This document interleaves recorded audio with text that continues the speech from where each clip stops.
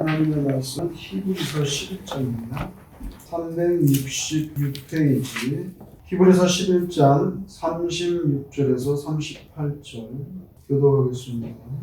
또 어떤 이들은 조롱과 채찍질뿐 아니라 결박과 옥에 갇히는 시련도 받았으며 돌로 치는 것과 톱으로 켜는 것과 시험과 칼로 죽임을 당하고 양과 염소의 가죽을 입고 유리하여 궁핍과 환난과 학대를 받았으니 이런 사람은 세상이 감당하지 못하느니라.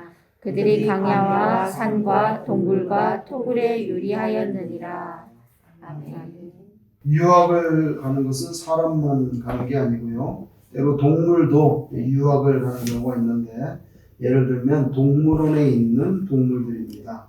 벵갈 호랑이가 동물원에서 태어나가지고 거기서 계속 동물원 그 좁은 우리관 안에서 살면 사냥을 잘 못하지요.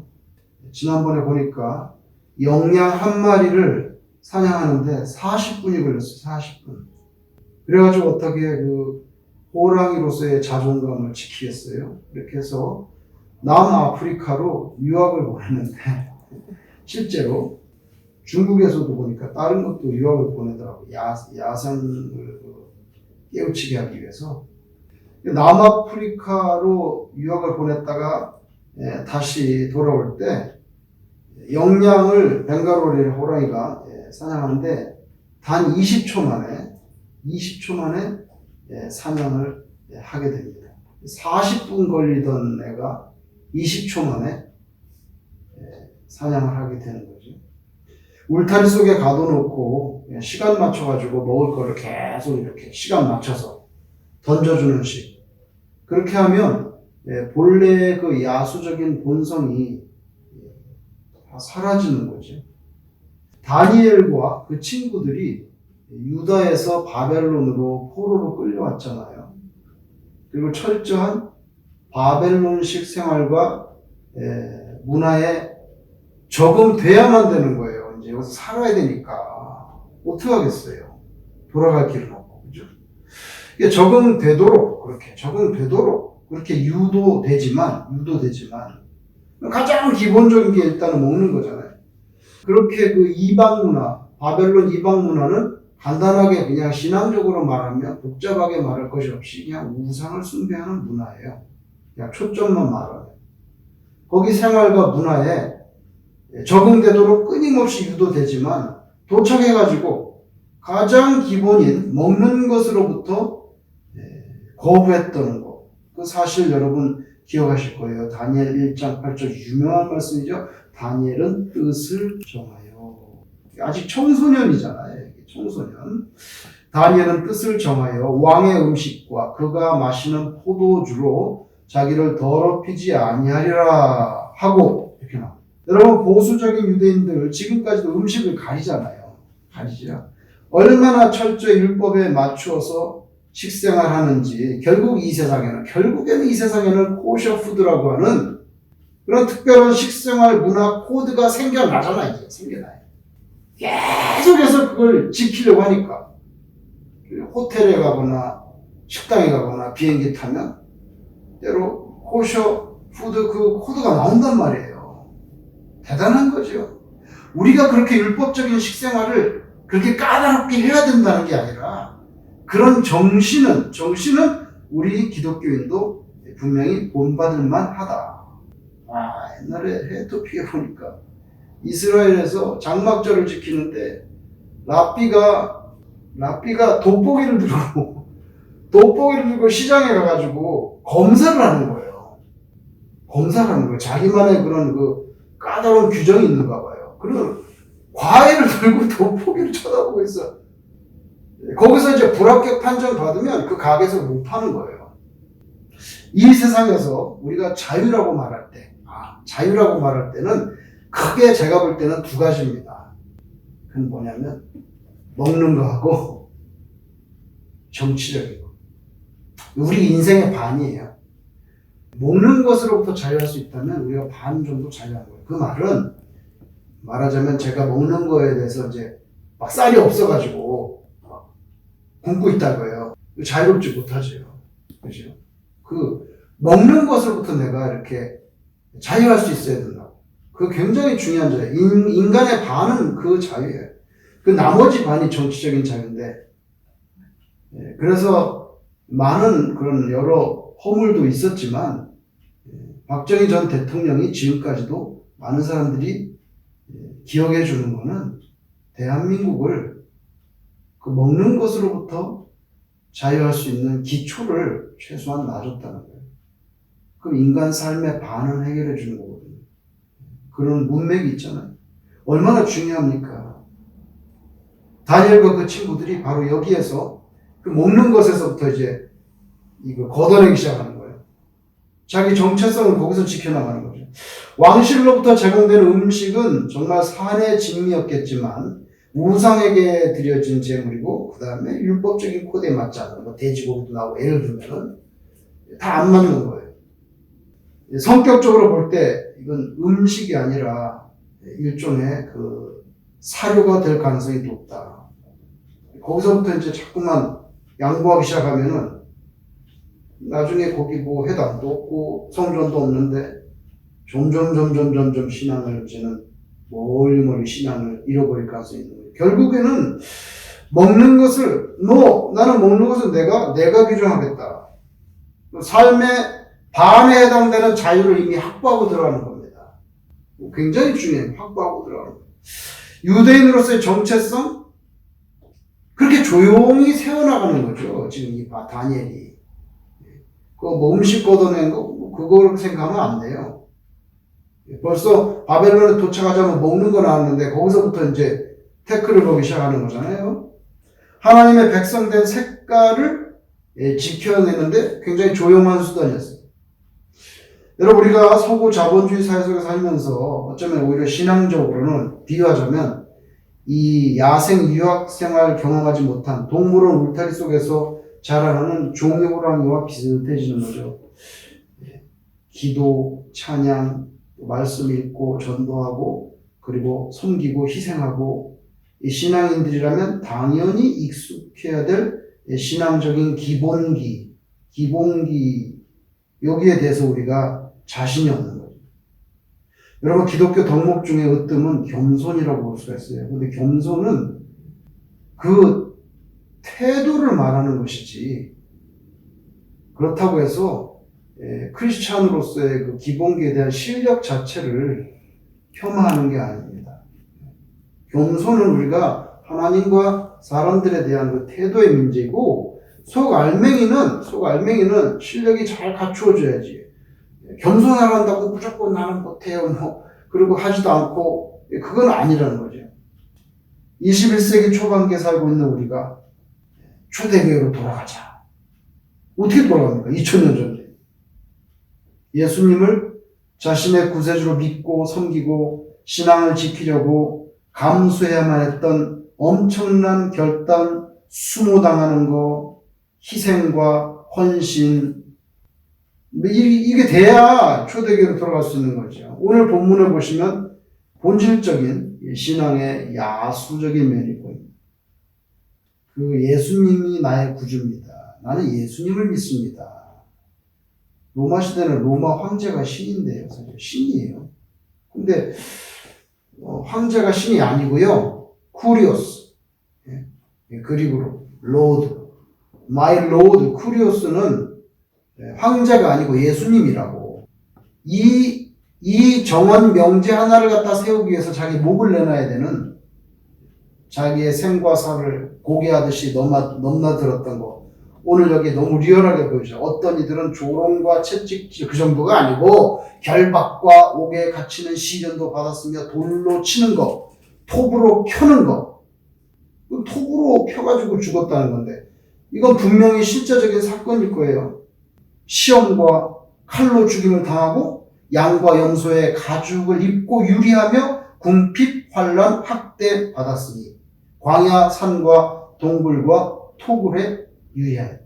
여러분 무슨 제대로 된 직장을 다닐 수 있겠어요?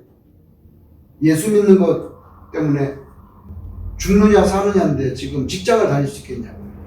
제대로 뭘 문화적인 그런 거 기대할 수가 없는 거죠. 안 죽으면 다행이야.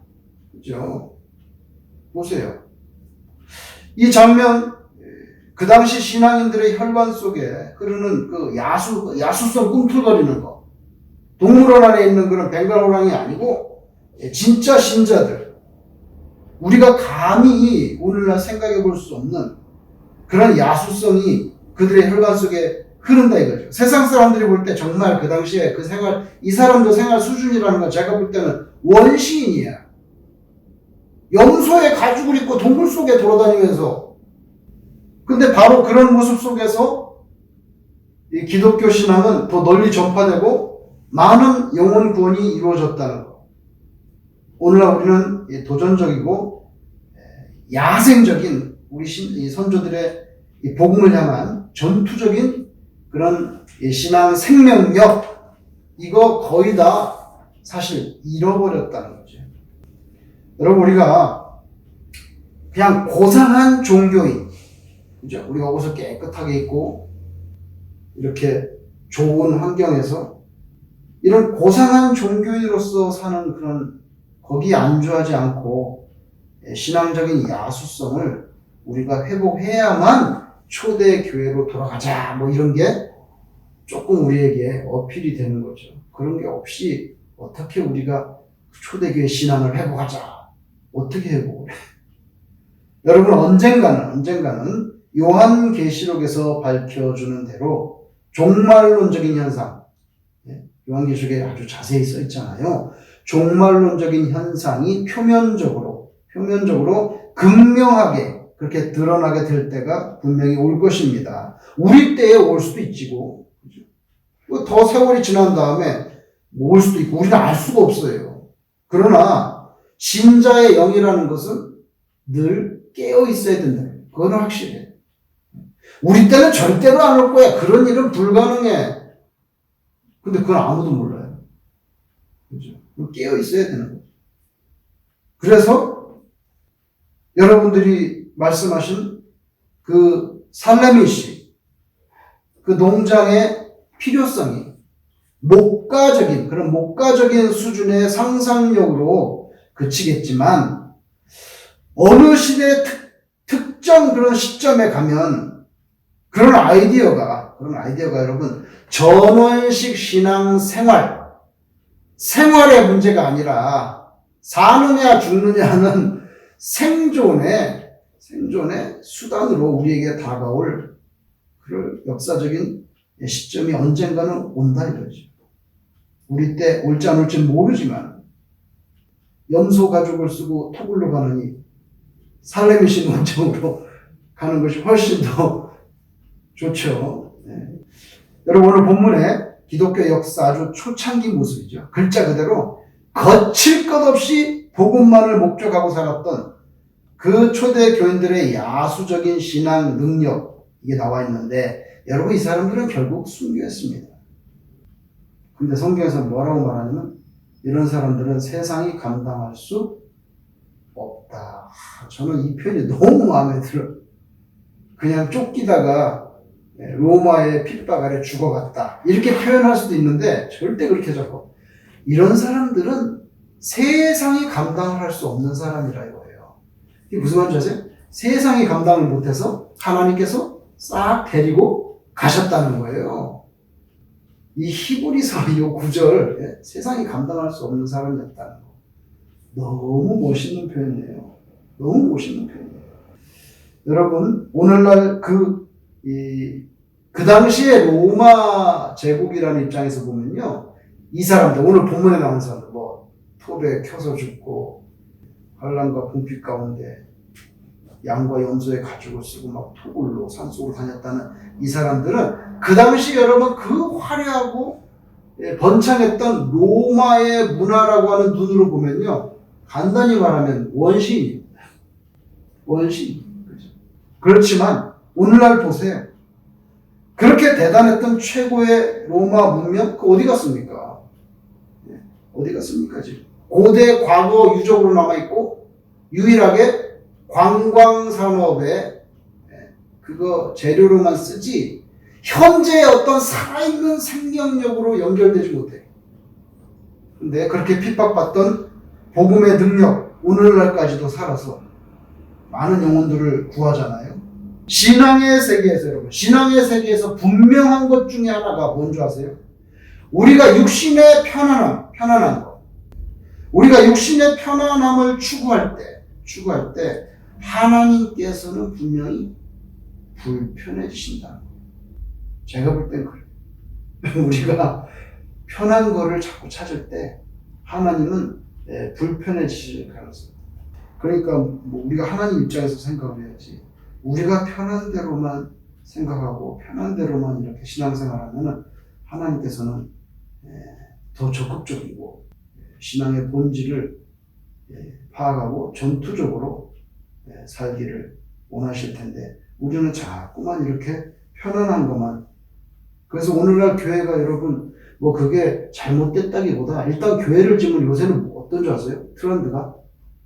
교회를 지으면요 트렌드가 종합적인 컴플렉스 단지를 해요. 그게 뭐냐면은 이제 교회를 크게 지면은 거기 농구장도 있어야 되고요. 카페도 있어야 되고요. 도서관도 있어요. 교회 안에 다 컴플렉스야. 들어와서 중고등부 농구도 해야 되고 책도 볼 수 있고 카페도 차도 마실 수 있고 이건 그렇잖아요. 종합적인 컴플렉스로서의 그런 단지로서 또 더 나가서는요. 또 특별히 이민사회 같으면은 그죠?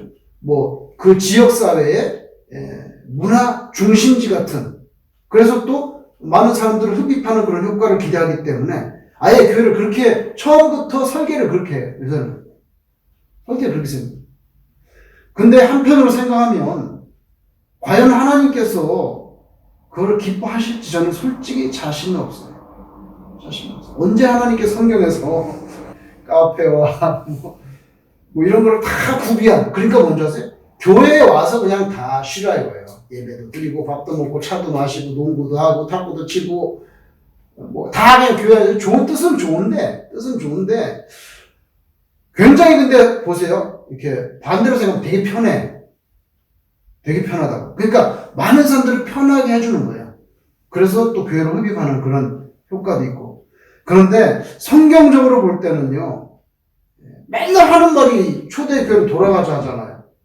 물리적으로 돌아갈 수 없어요. 정신이 돌아갈 수 있는 건데 초대교회의 정신에는 그런 것이 묻어나지가 않는다는데 그게 문제가 있어요. 그래서 오늘 본문 말씀에 보이듯이 초대교회 시절 어떤 야만인들이에요. 간단하게 표현하면. 이 사람들은 세상이 감당하지 못하는 그런 신앙 인격들이었다. 저는 우리들의 가슴 속에도 이와 같이 그 신앙의 불이 일어나서 하나님의 마음을 시원하게 해드릴 수 있는 그런 주의 자녀가 되기를 주님 이름으로 축원합니다. 아멘.